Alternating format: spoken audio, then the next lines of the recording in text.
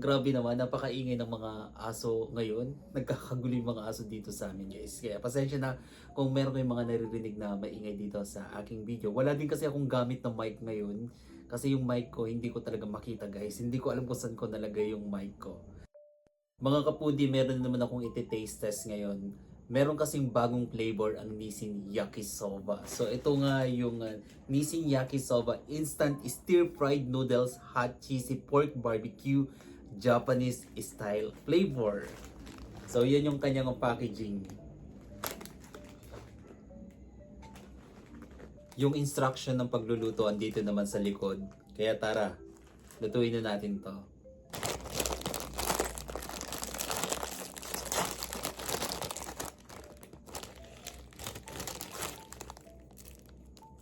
Naluto ko na yung noodles.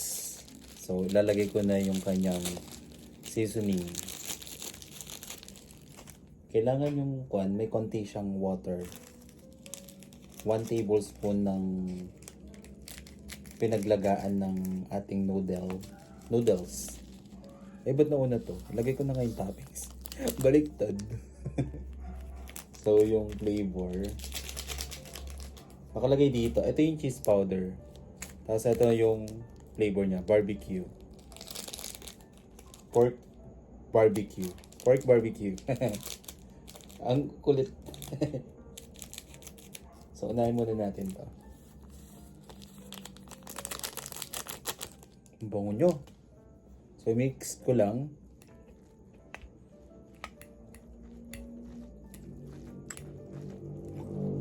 Ang ingay ng tricycle. Ang ingay ng dumaan ng tricycle. Baka gusto nyo naman akong bigyan ng mic. Sponsor dyan. Baka naman.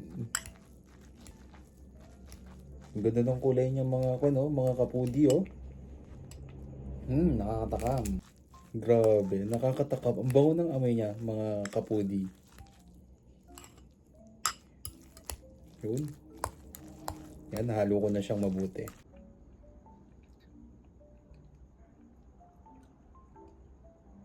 So ito na mga kapudi, taste test na natin to.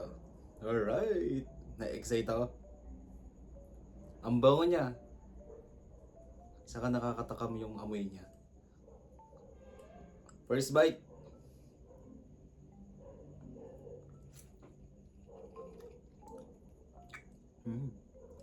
Uy, maanghang. Maanghang siya. Grabe, sobrang kanya guys, sobrang sarap ng lasa niya. Napaka tasty ng kanyang lasa.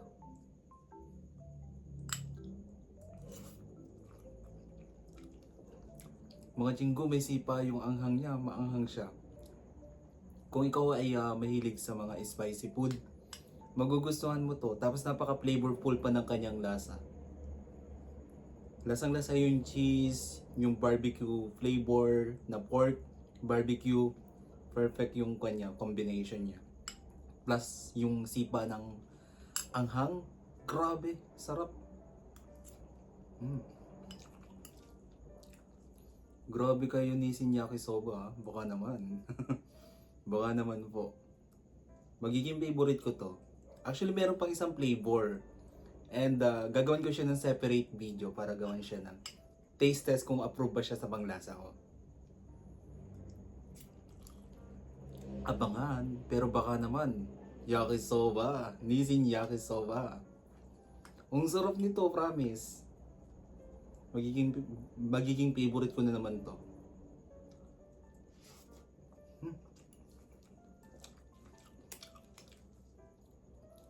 Ang sarap ng pagka-cheese niya, ya. Di ba yung iba kasing cheese, sobrang na-overpower yung lasa niya. Parang sobrang alat. Ito, sakong-sakto lang yung lasa niya.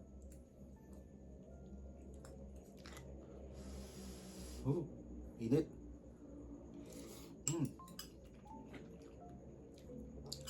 10/10. 10/10 to. Try nyo na mga kapudi, magugustuhan nyo din to.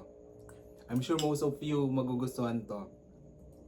Lalong-lalo na yung mga mahilig kumain ng cheese, mga cheese flavor na pagkain, magugustuhan nyo to. Tapos plus may sipa pa yung anghang. Grabe, sarap nun. Hindi yung pinagpapawisan ako guys, so sobrang anghang niya. May lango na nakisali.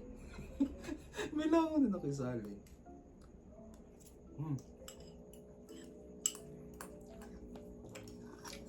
Try nyo na. Sarap.